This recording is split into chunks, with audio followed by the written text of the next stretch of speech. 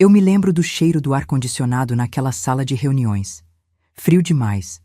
Artificial demais. Um daqueles frios que não aquecem a alma, sabe? O tipo de frio que entra pelos ossos e te lembra que você está num lugar onde as pessoas mentem com documentos na mão e sorriem enquanto fazem isso. A mesa era de vidro escuro, enorme, do tipo que existe para intimidar. Em volta dela, eu, a doutora, Cristiane ao meu lado, Fábio sentado na outra ponta, com aquela postura de homem que nunca perdeu nada na vida. E o advogado dele, um tal de doutor Renato Salgado, terninho cinza, pasta de couro legítimo, expressão de quem já ganhou essa batalha antes mesmo de ela começar. Eu tinha chegado 10 minutos antes. Cristiane havia me pedido isso. Chega antes, Renata. Deixa ele entrar depois. Quem chega primeiro ocupa o espaço.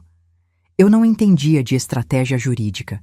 Entendia de literatura, de gramática, de adolescentes que não queriam aprender a diferença entre mal e mal. Mas confiei nela como nunca tinha confiado em ninguém naquele ano. Fábio entrou sem me olhar.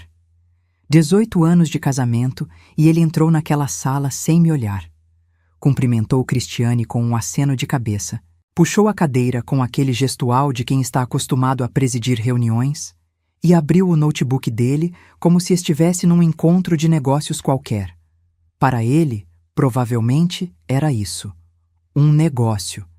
Eu era um negócio que ele queria encerrar rápido e com o menor custo possível. Doutor Salgado começou a falar antes mesmo de todos se acomodarem.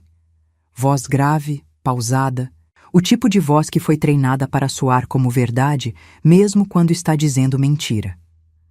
Vamos ser objetivos, ele disse abrindo a pasta dele. A situação é simples. O patrimônio do casal é composto por 2 imóveis registrados em nome conjunto e as cotas societárias da Cavalcante Incorporações, que, como todos sabemos, são de titularidade exclusiva do meu cliente, adquiridas antes do casamento. Eu respirei fundo. Sabia que ele ia começar assim. Cristiane não disse nada. Só anotou alguma coisa no bloco dela. Quanto à herança recebida pela senhora? Ele me olhou pela primeira vez. E foi um olhar de cima para baixo, daqueles que dizem tudo sem dizer nada. Não há documentação que comprove que esses valores não foram incorporados ao patrimônio conjunto do casal ao longo dos anos. Portanto, a partilha que propomos é a seguinte. Ele empurrou uma folha pela mesa. Cristiane a pegou antes de mim, leu, e eu vi o canto da boca dela se firmar. Não era raiva, era contenção. Eu olhei para a folha. A proposta era uma ofensa. Um apartamento de 70 metros quadrados no bairro Ipiranga, avaliado em R$310. R$1.000 e nada mais. Os R$210.000 da herança da minha mãe, que eu havia recebido 3 anos antes, depois de enterrá-la numa manhã de junho, enquanto Fábio estava em viagem de negócios em Florianópolis, com quem, eu já sabia, simplesmente não apareciam em lugar nenhum naquele papel. Isso é o que vocês estão propondo? Cristiane perguntou com a calma de quem pergunta a hora. É o que é justo dado o contexto, Doutor Salgado respondeu. E foi aí. Foi aí que Fábio decidiu falar pela primeira vez. Ele fechou o notebook, juntou as mãos sobre a mesa e me olhou. 18 anos, 2 filhos, 1000 jantares, 1000 noites. E ele me olhou com uma expressão que eu nunca tinha visto nele antes. Ou talvez sempre tivesse visto e só não soubesse nomear. Desprezo puro.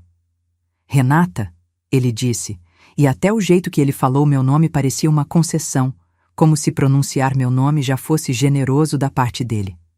Vamos ser adultos. Você não tem provas de nada que alega. Não tem documentos, não tem registros, não tem nada. Só tem a palavra de uma mulher ressentida que não aceitou que o casamento acabou. Ele fez uma pausa. Aceita a proposta. Vai ser mais fácil para todo mundo, principalmente para você. O silêncio que veio depois foi diferente de todos os silêncios que eu já tinha vivido naquela vida. Não era o silêncio do medo. Não era o silêncio da humilhação, embora eu conhecesse muito bem os dois. Era o silêncio de quem está segurando na mão a carta que vai mudar o jogo e ainda não jogou.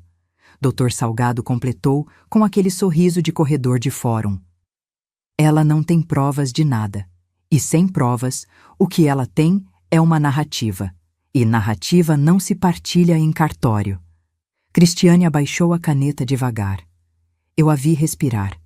E então ela colocou a mão dentro da bolsa preta dela. Abriu o zíper interno, aquele que eu sabia o que continha porque eu mesma havia colocado o conteúdo ali. 3 dias antes, numa tarde de terça-feira em que minhas mãos tremiam, mas minha cabeça estava mais firme do que nunca. Ela tirou o pendrive. Pequeno. Preto fosco. Sem marca aparente. O mesmo que eu havia carregado na minha bolsa por 14 meses. O mesmo que eu tocava toda manhã antes de sair de casa, como quem toca um escapulário, como quem precisa de um lembrete físico de que o sacrifício tem um propósito. Ela o colocou sobre a mesa de vidro, no centro, devagar, sem drama. O barulho que ele fez ao pousar foi mínimo, mas naquela sala pareceu um estrondo. "Tem certeza?" Cristiane disse, e a voz dela era serena como água parada antes da correnteza. "Porque aqui tem 3 anos de conversas." Eu olhei para Fábio. Pela primeira vez em 18 anos, eu vi o rosto dele mudar de verdade. Não era aquela mudança de humor que eu conhecia, a irritação quando o jantar estava frio, a impaciência quando as crianças faziam barulho, o enfado quando eu tentava conversar sobre nós. Era outra coisa. Era o rosto de alguém que pela primeira vez se vê num lugar de onde não sabe como sair. A cor. Ele perdeu a cor.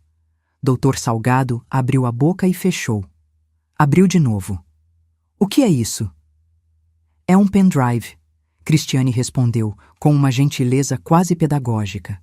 Dentro dele há gravações de chamadas telefônicas, cópias de conversas de aplicativos de mensagem, extratos bancários detalhados de transferências realizadas ao longo de 37 meses e um laudo de análise contábil assinado por profissional habilitada pelo CRC que demonstra, com precisão, o desvio de 340 mil reais em recursos que passaram pela conta conjunta do casal e foram redirecionados para terceiros.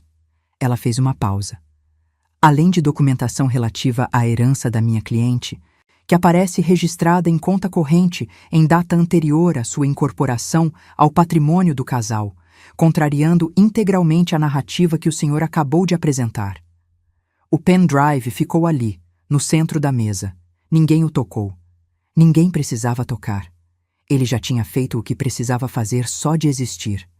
Eu não disse nada durante tudo isso. Não precisei. Tinha passado 14 meses guardando silêncio.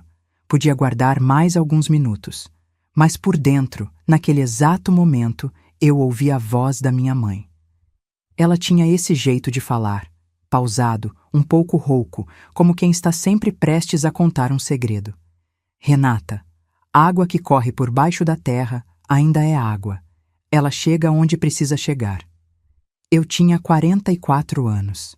Tinha enterrado minha mãe, criado 2 filhos quase sozinha, enquanto ele viajava, corrigido provas até meia-noite para pagar metade das contas de uma casa que era nossa, mas nunca foi.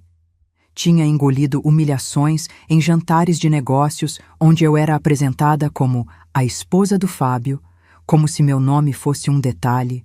Tinha chorado em banheiros de escola para não chorar na frente dos alunos. Tinha acordado às 3 da manhã, com o coração na garganta, ao ler mensagens no celular dele que ele havia esquecido desbloqueado numa noite de dezembro. E tinha ficado quieta. Não de fraqueza, de estratégia. Porque quando você tem 14 meses para pensar, você aprende que a vingança mais eficiente não é a que você grita. É a que você documenta.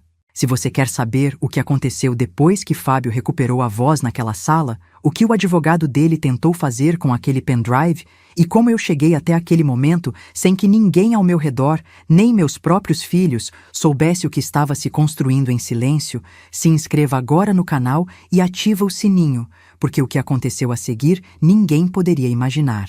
Deixa seu like se você já passou por algo parecido. E comenta de onde você está assistindo, porque essa história está só começando e a vingança foi servida gelada. Eu conheci Fábio Cavalcante numa festa de aniversário de uma amiga comum, no final de outubro de 2005. Eu tinha 26 anos, ele tinha 29. Estava começando minha carreira como professora substituta na rede estadual, morando num apartamento de um quarto com a Vera, minha irmã mais nova, dividindo conta de luz e comprando frango no atacado, porque o salário não sobrava muito depois do aluguel. Não era uma vida ruim. Era uma vida honesta, daquelas que você constrói tijolo por tijolo e aprende a valorizar cada tijolo. Ele chegou naquela festa com um sorriso que eu não soube resistir. Não era o tipo de sorriso ensaiado de quem sabe que é bonito. Era um sorriso que parecia genuíno, aberto, o tipo que te faz pensar que a pessoa atrás dele não tem nada a esconder. Aprendi, 18 anos depois, que os melhores mentirosos são exatamente esses. Os que sorriem como se a transparência fosse um traço de personalidade. Ele veio falar comigo porque eu estava perto da estante de livros da minha amiga, lendo As Lombadas. Disse que achou interessante alguém que vai a uma festa e lê lombada de livro. Eu disse que achei interessante alguém que acha isso interessante. Ficamos 2 horas conversando naquela festa sem sair do lugar. Ele me perguntou o que eu estava lendo naquele mês. Eu falei. Ele não conhecia o livro, mas fingiu interesse com tanta competência que eu só fui perceber o fingimento anos depois. Começamos a namorar em novembro, casamos em março de 2007, a Isabela veio em 2008, o Mateus em 2012. No começo era bom. Preciso ser honesta com isso, porque seria muito fácil pintar esses anos todos de cinza e dizer que nunca foi nada. Mas não é verdade, e eu não sou esse tipo de narradora. Tinha coisas boas. Ele era presente quando estava em casa. Fazia churrasco nos domingos com os vizinhos, jogava bola com o Mateus no corredor do prédio, ajudou a Isabela a montar o primeiro trabalho escolar sobre o sistema solar com uma dedicação que me fez pensar: esse homem é um bom pai. E era. Isso tornava tudo mais complicado depois, porque é mais fácil ir embora quando a pessoa é ruim em tudo. Quando ela é boa em algumas coisas, você fica tentando salvar as partes boas e ignorando que o resto está pegando fogo. Mas tem uma coisa que o tempo faz que ninguém te avisa. Ele revela. O tempo revela. E o que o tempo foi revelando em Fábio era uma equação que eu levei anos para nomear. Cada promoção que eu deixava de aceitar, porque alguém precisava estar em casa quando as crianças ficavam doentes e ele estava sempre em reunião. Cada curso de especialização que eu adiava porque a parcela do financiamento do segundo imóvel tinha vencido e o dinheiro estava curto, mas o carro dele não podia ser um modelo mais simples, porque imagem importa no ramo da construção. Cada opinião minha que era recebida com um sorriso condescendente, daqueles que dizem: que fofa, ela acha que entende de negócios. Cada jantar de confraternização da empresa dele, onde eu era apresentada como minha esposa professora, com um acento no professora, que soava como desculpa. Não foi de uma vez, foi em camadas, como ferrugem. Você não vê a ferrugem crescer. Você só olha um dia e percebe que o ferro já não existe mais, que é tudo ferrugem, e você fica olhando tentando lembrar quando foi que o ferro foi embora. Em 2017, a empresa cresceu de vez. Uma licitação grande, um contrato com a prefeitura, e de repente Fábio Cavalcante deixou de ser sócio de uma construtora média para ser o sócio de uma construtora que aparecia no caderno de economia do jornal regional. A renda dobrou. O apartamento virou casa. A casa virou a casa do condomínio fechado. E eu continuei sendo professora, o que nunca foi o problema, exceto que para ele parecia ter se tornado. Foi nesse período que começou o que eu só fui entender completamente muito mais tarde. Viagens mais frequentes, Florianópolis, Goiânia, São Paulo, Porto Alegre. Reunião de negócios, Renata, o setor de construção não para. Celular sempre virado para baixo sobre a mesa. Senha do celular trocada sem mencionar. Uma vez eu perguntei, por acaso, a senha nova porque o meu estava sem bateria e eu precisava ligar para a escola. Ele hesitou 1 segundo antes de falar. Só 1 segundo, mas eu sou professora de português há 18 anos. Eu leio pausas. Em junho de 2020, minha mãe faleceu. Ela tinha 71 anos, um câncer de pâncreas diagnosticado tarde demais, e morreu numa manhã de sábado no Hospital das Clínicas de Ribeirão Preto, enquanto eu segurava a mão dela e Vera chorava do outro lado da cama. Fábio não estava. Estava em Florianópolis. Voo cancelado por causa do tempo, Renata. Eu tentei. Havia voos disponíveis. Eu verifiquei depois, porque no meio do luto a gente às vezes faz coisas que não consegue explicar. Havia 3 voos disponíveis naquela manhã. Ele chegou 2 dias depois, com um buquê de flores grandes demais e um abraço que durou tempo de menos. Minha mãe me deixou 210 mil reais. Uma vida inteira de trabalho de uma mulher que foi caixa de banco por 30 anos e nunca comprou nada supérfluo. Eu herdei esse dinheiro com o peso de saber o que ele representava. Coloquei numa conta poupança em meu nome por orientação do banco. 3 meses depois, Fábio sugeriu que eu transferisse para a conta conjunta para render melhor numa aplicação que o gerente dele havia recomendado. Eu transferi. Precisava confiar em alguém e ele era meu marido. Foi o maior erro financeiro da minha vida. E eu soube disso exatamente 1 ano e 2 meses depois. Numa noite de dezembro de 2021, quando o celular dele tocou na mesa de cabeceira às 2 da manhã e eu, sem pensar, virei para silenciar e vi o nome na tela. O nome era feminino. E a mensagem que apareceu na notificação antes que a tela apagasse tinha 3 palavras que não precisam de contexto para serem entendidas.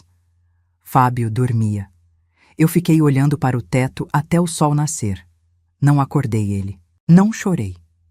Não fiz nada do que eu achava que faria se um dia isso acontecesse, porque a gente imagina esses momentos de um jeito e eles chegam de outro. O que eu senti naquela madrugada não foi exatamente dor. Foi algo mais frio do que dor. Foi clareza. Clareza de que eu precisava pensar antes de agir. Clareza de que reagir naquele momento seria desperdiçar a única vantagem que eu tinha. O fato de que ele não sabia que eu sabia. Nos dias seguintes, fiz o que qualquer pessoa faz quando a vida desmorona em câmera lenta. Continuei. Levantei, fiz café, levei o Mateus para a escola, corrigi provas, preparei aula, jantei em família, disse boa noite. Por dentro, estava catalogando. Cada informação, cada detalhe, cada inconsistência que eu havia descartado nos meses anteriores voltava agora com etiqueta e data. Foi a Vera quem me salvou nessa fase. Eu liguei para ela 1 semana depois, num sábado de manhã enquanto Fábio estava na empresa, e disse tudo numa fala só, sem parar para respirar, com a voz baixa, mas firme. Vera ficou em silêncio até eu terminar. Então disse: "Quanto tempo você quer para se preparar?" Não foi, vai ficar tudo bem. Não foi, meu Deus, o que você vai fazer. Foi, quanto tempo você quer para se preparar? Porque a Vera me conhece. Sabe que eu não tomo decisão no calor. Sabe que quando eu decido alguma coisa, decido de verdade. Eu preciso de provas, eu disse. Provas de tudo. Da amante, do dinheiro da mãe, de qualquer desvio que ele tenha feito. Eu cuido da parte financeira. Ela respondeu. Vera é contadora. Trabalha com auditoria empresarial há 12 anos. Você me manda tudo que você tiver acesso. Extratos, contratos, documentos da empresa, qualquer coisa. E foi assim que começou. Não com grito, não com confronto, não com cena. Começou com uma ligação de meia hora num sábado de manhã e uma irmã que perguntou quanto tempo eu precisava. Precisei de 14 meses. Nos primeiros 3 meses, aprendi a observar de um jeito novo. Fábio tinha um hábito. Quando chegava em casa à tarde, deixava o celular carregando na tomada da cozinha e ia direto tomar banho. Eram em média 12 minutos. 12 minutos era o tempo suficiente. Eu não invadi o celular dele de forma ilegal. Preciso deixar isso claro. E Cristiane me orientou sobre isso desde o início. Tudo precisava ser obtido dentro do que a lei permite. Mas havia coisas que ele fazia de forma descuidada, como usar o computador da casa para acessar e-mails ou deixar notificações aparecerem na tela sem perceber que eu estava na mesma sala. Comecei a anotar. Datas, horários, nomes, valores que apareciam em conversas soltas. O nome dela descobri em fevereiro. Camila, 32 anos. Trabalha numa imobiliária em Florianópolis. Encontrei a conta dela no Instagram por acidente, procurando outra coisa, e fiquei olhando para aquelas fotos por um tempo que não vou precisar aqui. Não por ciúme. Por curiosidade clínica, talvez. Tentando entender o que eu estava vendo. Em março, Vera me enviou a primeira análise. Eram 5 páginas de movimentações. 340. Dinheiros desviados ao longo de 37 meses, em transferências fragmentadas, valores que saíam da conta da empresa para uma conta de pessoa jurídica e depois para contas de pessoas físicas em nomes que eu não reconhecia. São laranjas, Vera disse. Ele está usando terceiros para esconder a trilha. Ela havia montado a planilha com o rigor de uma auditoria. Cada linha tinha data, valor, origem e destino. Era um documento que falava por si só. Em agosto de 2022, procurei a doutora Cristiane Moura. Uma colega minha de escola havia se divorciado 2 anos antes e saído de um casamento financeiramente desvantajoso com uma partilha justa. E quando eu perguntei como ela havia conseguido, ela disse um nome: Cristiane Moura. Ela é o tipo de advogada que faz o outro lado suar frio só de receber a petição. Na primeira reunião com Cristiane, levei tudo o que tinha em papel. Ela leu sem pressa, fez perguntas precisas e no final disse: "Você está muito bem preparada para alguém que nunca passou por isso." "Sou professora de português", eu disse. "A gente aprende a revisar antes de entregar." Ela sorriu. "Então vamos revisar mais um pouco antes de entregar." Nos 6 meses seguintes, sob orientação dela, complementei as provas. Gravações de chamadas, nas situações em que a lei permite a gravação por um dos interlocutores. Capturas de tela de conversas que apareciam em dispositivos compartilhados. Documentação da herança da minha mãe, comprovando a entrada e o desvio posterior. Laudo contábil assinado pela Vera, na condição de profissional habilitada. O pendrive foi montado por Cristiane e Vera juntas, numa tarde de domingo, em que eu fui para a casa da minha irmã com todos os arquivos organizados em pastas. Elas ficaram 3 horas trabalhando. Eu fiz café e tentei não tremer. Quando ficou pronto, Cristiane o colocou dentro da bolsa dela. "Isso vai para a reunião de divórcio", ela disse, "e só sai de lá se for necessário." Depois me olhou. "Mas vai ser necessário. Ele vai tentar te reduzir antes de qualquer argumento jurídico. Prepara-se para isso." Eu me preparei. Pedi o divórcio em outubro de 2022. Fábio levou 3 dias para responder com um advogado. Eu imaginei que ele imaginava que eu não tinha nada. Que eu era a professora ressentida que não aceitava o fim do casamento. Que eu havia passado 18 anos dentro de casa e não sabia como o mundo funciona. Ele não sabia que eu havia passado 14 meses aprendendo exatamente como o mundo funciona quando você decide que não vai mais aceitar menos do que merece. E na manhã daquela reunião, antes de sair de casa, coloquei a mão na bolsa e toquei o pendrive uma última vez. Não por ritual, por despedida. Ele havia carregado o peso por tempo suficiente.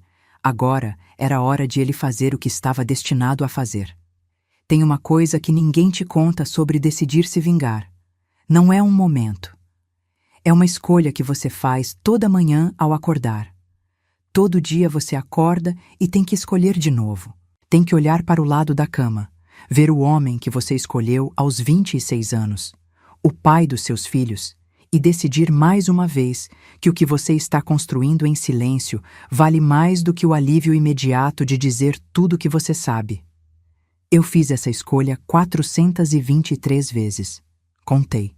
O mais difícil não foi guardar o segredo de Fábio.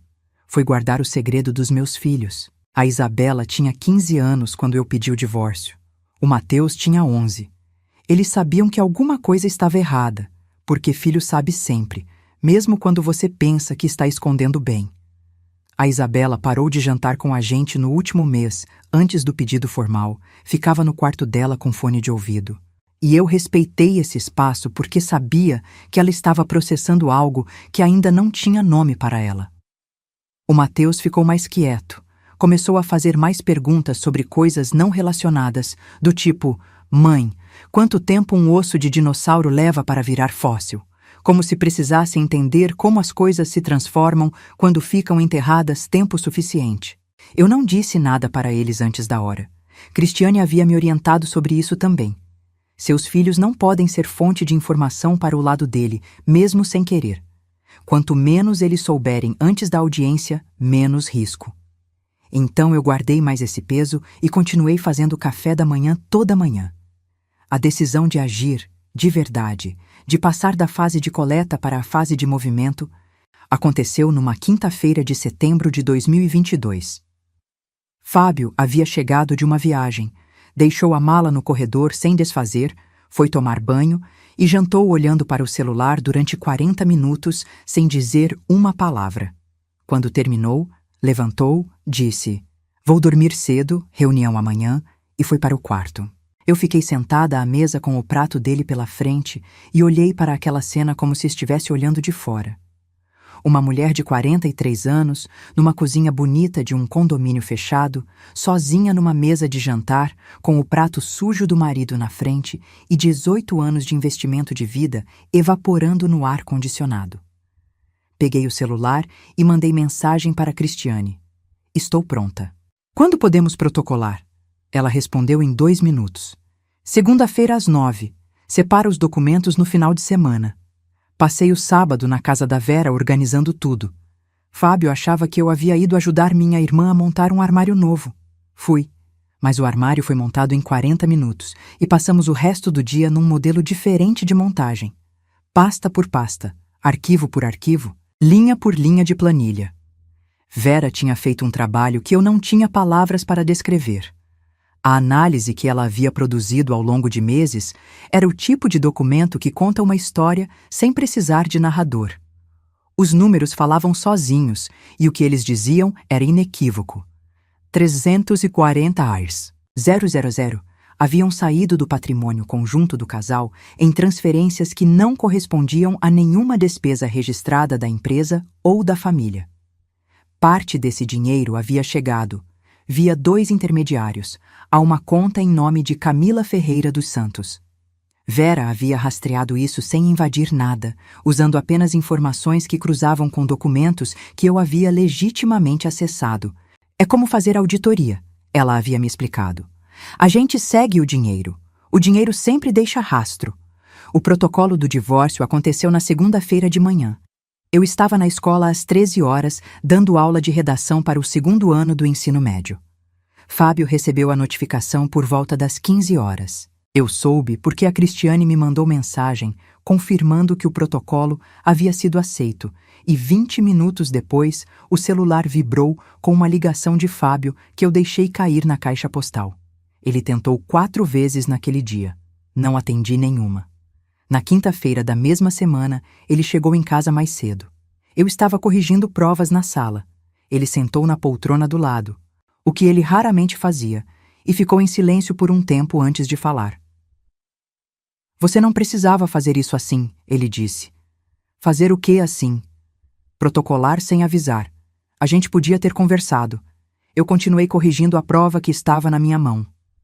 Uma redação sobre o tema Os limites da liberdade individual na sociedade contemporânea.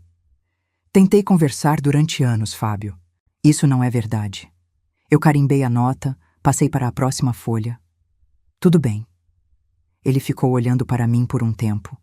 Eu senti o olhar, mas não levantei a vista. Depois ele disse, com um tom que misturava ameaça e tentativa de razoabilidade, que é uma combinação particular que ele usava quando queria parecer o adulto na sala. "Você não tem nada, Renata. Não tem provas de nada que está insinuando. Vai sair disso com muito menos do que pensa." Eu virei a página da redação. "Pode ser." Ele esperou mais um pouco, como se fosse acrescentar algo. Não acrescentou. Levantou e foi para o quarto. Só então eu parei de corrigir. Coloquei a caneta sobre a mesa, olhei para a pilha de provas e respirei fundo 3 vezes. Porque por dentro eu estava em pedaços, não vou mentir. Por dentro, tinha uma parte de mim que ainda era a mulher de 26 anos que havia ficado 2 horas numa festa conversando sobre livros com um homem de sorriso aberto. E essa parte doía de um jeito que não tem nome bonito. Mas dor e fraqueza não são a mesma coisa. Nunca foram. Peguei a caneta de volta e continuei corrigindo.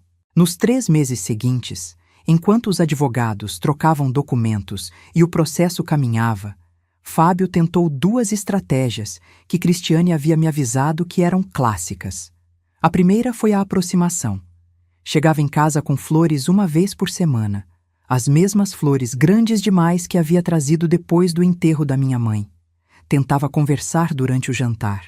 Uma vez, chegou a perguntar se eu queria ir ao cinema, como se fôssemos um casal normal num sábado normal. Eu recusava com educação.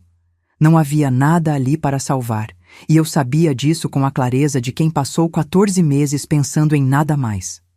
A segunda estratégia foi a dos aliados dele. A sogra me ligou 2 vezes, dizendo que eu estava destruindo a família. Uma amiga do nosso círculo social, que descobri depois ter sido avisada por ele, me encontrou num mercado e ficou 40 minutos tentando me convencer de que todo casamento passa por crises e que eu estava agindo no calor do momento. Eu ouvi tudo com atenção, disse que entendia a perspectiva dela e fui embora com as minhas compras. O que ele não sabia, e esse era o problema central da estratégia dele, era que cada uma dessas movimentações chegava a Cristiane. Não porque eu gravava conversas que não devia, mas porque Cristiane havia me orientado a documentar tudo que pudesse ser relevante. Datas, o que foi dito, quem estava presente. Era um diário de tentativas de intimidação indireta, e esse diário também foi parar num arquivo dentro do pendrive. O contra-ataque jurídico de Fábio veio em dezembro, 2 meses antes da reunião de divórcio.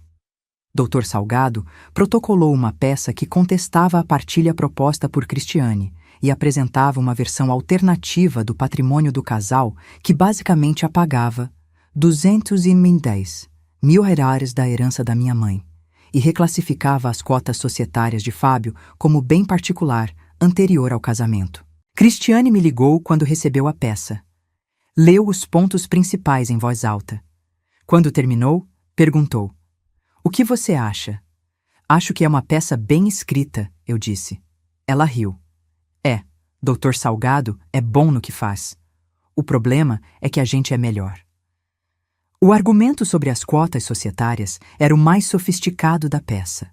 Era verdade que Fábio havia fundado a empresa antes de casarmos. Mas o que a peça não mencionava, e que Vera havia encontrado nos documentos societários que eu havia fotografado numa tarde em que tive acesso legítimo aos arquivos de casa, era que a empresa havia passado por uma reestruturação em 2010, 3 anos depois do casamento, na qual novas cotas foram emitidas. E essas novas cotas haviam sido parcialmente capitalizadas com recursos do casal. Havia rastro, havia documentação, havia data. "Ele apostou que você não ia encontrar isso", Vera me disse quando eu contei. "Todo mundo aposta que a gente não vai encontrar nada", eu disse. "É o problema de ser subestimada por tanto tempo. A pessoa para de esconder direito." A reunião foi marcada para fevereiro de 2023. Cristiane me preparou para o que viria. Salgado vai tentar reduzir você antes de qualquer argumento jurídico. Vai usar linguagem que te coloca no papel da mulher emocional, ressentida, sem preparo para entender a complexidade patrimonial. Deixa ele falar. Não reaja. Quando for a hora, eu falo. "E o pendrive?" eu perguntei. "O pendrive entra quando ele tiver certeza de que ganhou." Ela fez uma pausa. "Você já viu aquelas espécies de peixes que ficam imóveis no fundo do oceano e esperam a presa se aproximar?" "Vi um documentário. A gente vai ser esse peixe." Na véspera da reunião, sentei na beira da cama dos meus filhos. O Mateus já estava dormindo. A Isabela estava acordada, lendo no celular, e me olhou quando eu entrei. Não disse nada. Só abriu espaço na cama para eu sentar, e eu sentei e fiquei ali por uns 5 minutos sem falar. Antes de sair, ela disse: "Vai ficar tudo bem, mãe." Não perguntei como ela sabia que alguma coisa estava acontecendo. Só disse que ia, a beijei na testa e fechei a porta com cuidado. Dormi 4 horas. Acordei às 5, fiz café, revi mentalmente cada ponto que Cristiane havia me orientado. Às 8h30 estava no estacionamento do escritório do Salgado, 10 minutos antes do horário. Cristiane chegou 2 minutos depois, com a bolsa preta no ombro, e quando desceu do carro, me olhou e disse apenas: "Pronta?" Eu estava. Entramos primeiro, ocupamos o espaço, e quando Fábio chegou com o salgado e o sorriso de quem acha que já ganhou, eu estava sentada com as mãos sobre a mesa, respirando no ritmo que eu havia praticado, pensando na minha mãe, no pendrive dentro da bolsa de Cristiane, nos 423 dias em que eu havia escolhido esperar. E esperei mais um pouco. Deixei o salgado falar, deixei Fábio me olhar com desprezo e dizer que eu não tinha nada. Deixei o silêncio pesar do jeito certo. E então Cristiane colocou a mão dentro da bolsa. O pendrive ficou no centro da mesa por exatamente 4 segundos antes de alguém falar. Eu contei. Não sei por quê. Talvez porque quando você passa 14 meses esperando um momento, ele chega e o tempo faz uma coisa estranha, fica elástico, cada segundo ocupa mais espaço do que deveria. 4 segundos naquela sala de vidro frio pareceram muito mais do que 4 segundos. Doutor, Salgado foi o primeiro a reagir. Ele se inclinou levemente para frente, como se fosse pegar o pendrive, e Cristiane colocou 2 dedos sobre ele com uma calma que eu só consigo descrever como cirúrgica. Não foi um gesto agressivo. Foi um gesto de propriedade. Este é meu, você não toca. Gostaria de detalhar o conteúdo antes de prosseguirmos, Cristiane disse, dirigindo-se ao Salgado com a cortesia específica que advogados usam entre si, quando estão prestes a se destruir mutuamente na formalidade. Para que não haja dúvida sobre a natureza e a legalidade de cada item. Salgado recostou na cadeira. O sorriso havia sumido. No lugar dele havia uma expressão que eu reconheci de anos de sala de aula, a expressão de quem está recalculando. Fábio ainda não havia se movido. Estava com as mãos sobre a mesa, exatamente como havia colocado quando foi falar comigo, e eu percebi que os nós dos dedos estavam brancos. Ele estava apertando as próprias mãos sem perceber. Cristiane abriu o notebook que havia trazido, conectou o pendrive e girou a tela na direção dos dois. Vou começar pelo laudo contábil. Mo, o que se seguiu foram 42 minutos que eu vou carregar para o resto da vida. Cristiane apresentou o laudo de Vera com a metodologia de quem está ensinando, não acusando. Cada transferência tinha data, valor, origem, destino. Cada conta intermediária estava identificada. O caminho do dinheiro estava traçado com uma precisão que não deixava espaço para interpretação alternativa. 340 Hertz 0 haviam saído do patrimônio que deveria ser conjunto e chegado, por caminhos documentados, a despesas que não correspondiam a nenhuma atividade legítima da empresa ou da família. Esse laudo foi produzido por uma contadora com registro ativo no CRC. Cristiane informou. Está disponível para perícia judicial se necessário, e será necessário se não chegarmos a um acordo razoável hoje. Salgado tentou a primeira intervenção. A metodologia desse laudo pode ser contestada. A interpretação das movimentações é subjetiva e... A conta de destino final, Cristiane o interrompeu com suavidade, está registrada em nome de Camila Ferreira dos Santos, CPF disponível no documento, residente em Florianópolis, Santa Catarina. Ela fez uma pausa pedagógica. Gostaria que eu continuasse com a próxima sessão? Salgado ficou quieto. Fábio olhou para o advogado dele com uma expressão que eu nunca tinha visto nele e que não precisava de tradução. Me tira daqui. Cristiane continuou. A segunda sessão tratava da herança da minha mãe. Ela apresentou o extrato da conta poupança original em meu nome, o comprovante de entrada dos 210, R$0, a data, e depois os documentos que mostravam a transferência para a conta conjunta a pedido de Fábio 3 meses depois. Em seguida, mostrou o rastreamento desses recursos dentro das movimentações conjuntas, a diluição gradual em transferências que seguiam o mesmo padrão das transferências para os intermediários identificados no laudo. Portanto, Cristiane disse, a narrativa de que a herança foi incorporada ao patrimônio conjunto de forma legítima ao longo dos anos não corresponde ao que a documentação demonstra. O que a documentação demonstra é uma incorporação forçada seguida de desvio sistemático. Isso é uma interpretação, Salgado disse, mas a voz havia perdido a textura grave do início. Estava um pouco mais fina, um pouco mais rápida. É uma interpretação lastreada em documentos, Cristiane respondeu. A diferença é relevante. A terceira sessão foi sobre as cotas societárias. Cristiane apresentou os documentos da reestruturação de 2010, as atas de assembleia, os registros de integralização de capital e a análise que mostrava que recursos do casal haviam sido utilizados na emissão das novas cotas. A alegação de que a totalidade das cotas é bem particular, anterior ao casamento, não se sustenta diante da reestruturação societária documentada em 2010, quando o casamento já tinha 3 anos e os recursos familiares já estavam misturados. Salgado abriu a pasta dele, folheou algumas páginas, fechou. Abriu de novo. Era o gesto de alguém procurando um argumento que não estava lá. Fábio foi o primeiro a falar depois de um silêncio que durou tempo demais para ser confortável. E quando falou, a voz havia mudado completamente. Havia saído o tom de homem que preside reuniões. O que ficou era algo mais nu, mais agudo, o tom de quem está com água na altura do pescoço e ainda tenta parecer que está de pé. Renata, ele me olhou. Pela segunda vez naquele dia, e essa vez era diferente da primeira. Não era desprezo. Era outra coisa. Quase reconhecimento. A gente pode conversar sobre isso. A gente pode chegar num acordo sem... Já chegamos num acordo, eu disse. Foi a primeira vez que falei desde que a reunião havia começado, além de cumprimentos protocolares. Minha voz saiu firme. Eu havia ensaiado esse momento não em frente ao espelho, mas no silêncio das madrugadas em que ficava acordada organizando pensamentos. A doutora Cristiane vai apresentar os termos. Fábio fechou a boca.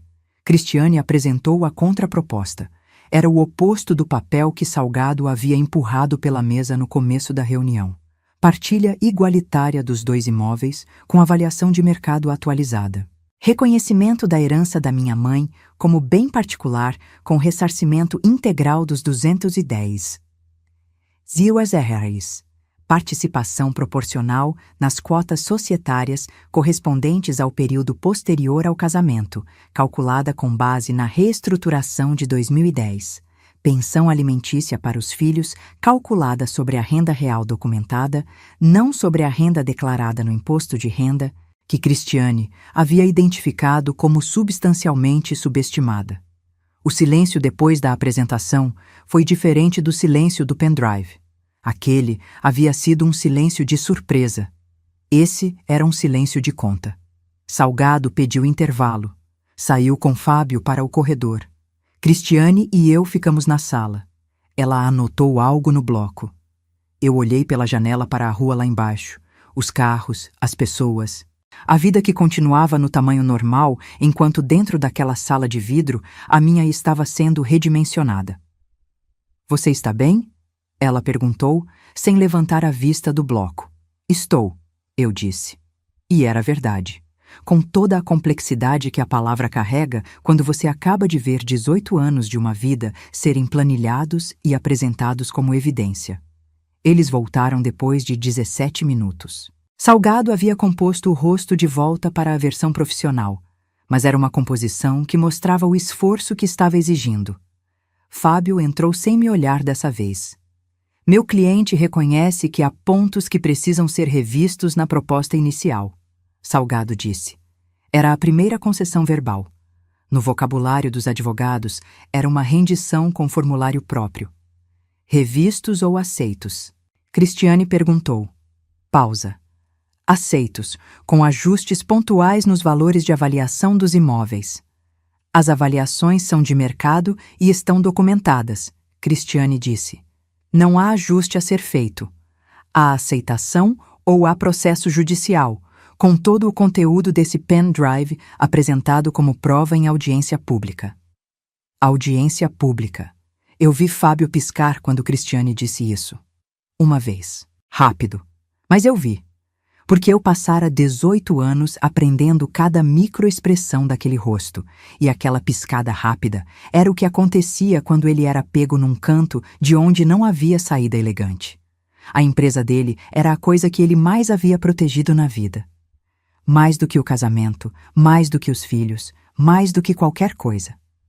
A Cavalcante Incorporações tinha o nome dele, a reputação dele, os contratos públicos dele, uma audiência com desvios documentados de 340 mil reais e transferências para amante rastreadas em ata judicial seria o tipo de coisa que aparece em coluna de negócios de jornal regional. O tipo de coisa que chega nos e-mails das comissões de licitação. Ele sabia disso. E agora sabia que eu sabia que ele sabia. Salgado olhou para Fábio. Fábio olhou para a mesa. E então fez um gesto pequeno com a cabeça, quase imperceptível, que Salgado interpretou com a competência de quem passou anos aprendendo a ler clientes. Meu cliente aceita os termos. Cristiane não sorriu. Não era o tipo de vitória que se comemora na frente do derrotado, e ela tinha classe suficiente para saber disso. Só anotou, disse que os documentos seriam formalizados em 48 horas e fechou o notebook. Foi nesse momento que Fábio tentou a última cartada. E foi a mais dolorosa. Não porque fosse eficaz, mas porque veio do lugar que ainda doía. Ele se levantou, contornou a mesa e parou do meu lado. Não do lado de Cristiane, do meu. E disse, com uma voz que era quase a voz do homem da festa de 2005. Aquela voz que eu não soubera resistir. Renata, depois de tudo isso, depois de tudo que a gente construiu, você realmente quer terminar assim? Eu o olhei. Olhei de verdade, do jeito que você olha para alguém quando não precisa mais de nada dessa pessoa, e por isso pode ver com clareza que não conseguia antes. Vi o cansaço no rosto dele. O começo de uma calvície que ele escondia com o corte de cabelo, as linhas perto dos olhos. Um homem de 47 anos que havia chegado naquela sala, convicto de que sabia o tamanho do que estava enfrentando e havia descoberto que não sabia. E eu pensei na minha mãe, no cheiro do hospital, na mão dela na minha, em Vera do outro lado da cama, em Fábio que não estava. Pensei nos jantares onde eu era a esposa do Fábio, nas provas que eu corrigi até meia-noite, nas madrugadas de dezembro olhando para o teto, nos 423 dias de escolha. Fábio, eu disse, com a mesma calma que ele havia me ensinado por osmose ao longo de anos de ser subestimada, você terminou isso muito antes de hoje. Eu só formalizei. Me levantei, peguei a bolsa e caminhei para a porta. Não olhei para trás. Não porque estava sendo cinematográfica, mas porque não havia mais nada naquela sala que eu precisasse ver. O acordo foi assinado numa terça-feira de março de 2023, num cartório no centro de Ribeirão Preto, com cheiro de papel antigo e o barulho de um ventilador de teto que girava devagar demais para fazer diferença no calor. Fábio chegou com Salgado. Eu cheguei com Cristiane. Nos sentamos em lados opostos de uma mesa menor do que a da reunião anterior, o que tornava tudo mais comprimido, mais real, mais definitivo. A tabeliã leu os termos em voz alta com a entonação plana de quem já leu milhares de finais de casamento e aprendeu que neutralidade é a única postura possível diante de tanto peso humano concentrado em linguagem jurídica. Quando chegou a minha vez de assinar, segurei a caneta e fiz uma pausa de talvez 2 segundos. Não por hesitação, por registro.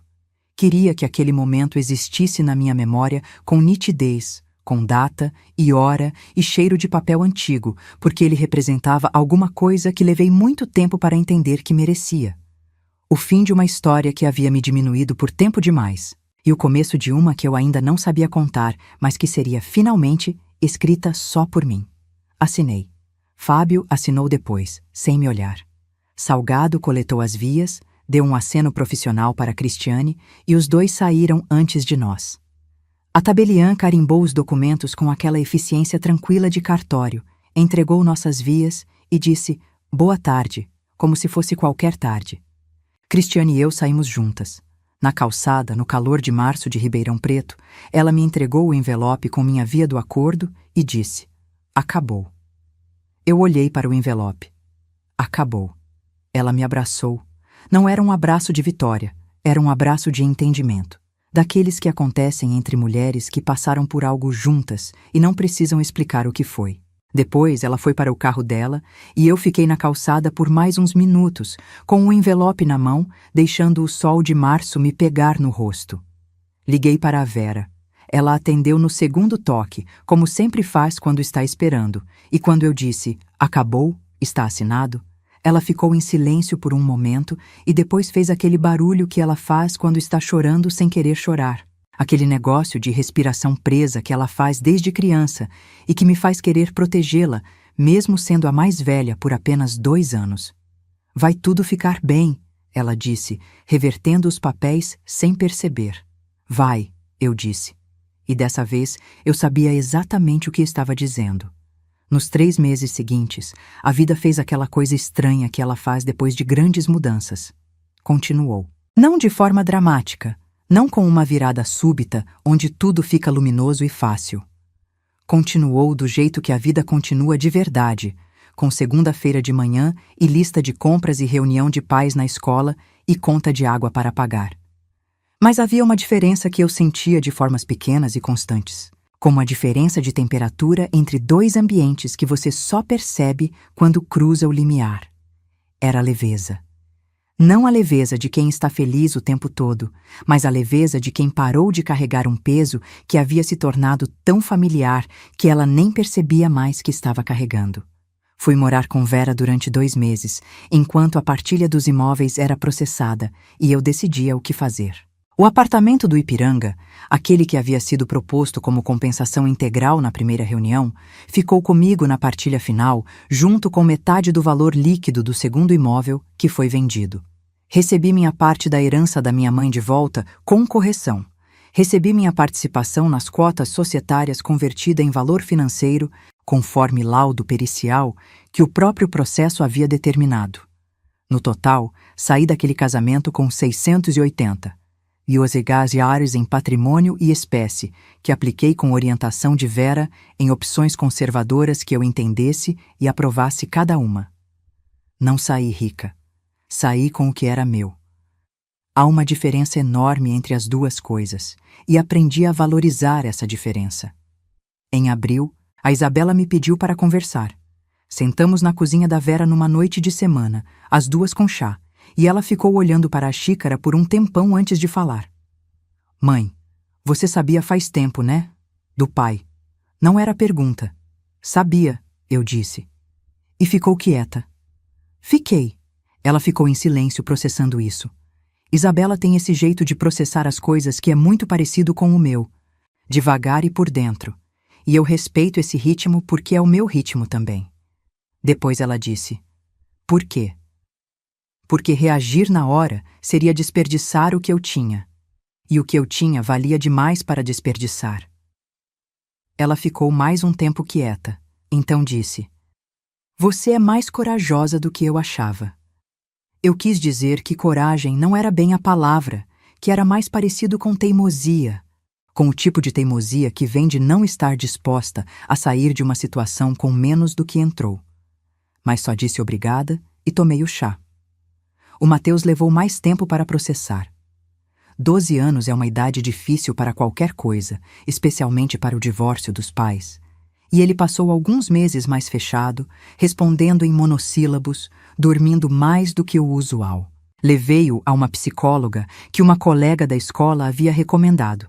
E ela foi a melhor decisão que tomei naquele período. Em agosto, ele veio me mostrar um trabalho escolar sobre pessoas que admiro, e havia escrito 3 parágrafos sobre mim. Não consegui ler sem chorar. Ele fingiu não ver. Fábio. O destino do Fábio. Não vou fingir que não pensei nisso. Pensei. Não com satisfação vingativa, ou pelo menos não só com isso, mas com a curiosidade justa de quem passou 18 anos ao lado de uma pessoa e ainda tem perguntas que o processo jurídico não responde. O que aconteceu foi o seguinte. Sem o acordo que Cristiane havia costurado, que incluía uma cláusula de confidencialidade sobre os desvios documentados em troca de cumprimento integral dos termos. O conteúdo do pendrive poderia ter tomado outros caminhos. Outros caminhos com letras maiúsculas, do tipo que chegam em delegacias e comissões de licitação. Fábio aceitou os termos sabendo disso. E cumpriu, até onde eu soube, porque tinha muito mais a perder do que a ganhar em qualquer outra direção. A empresa continuou.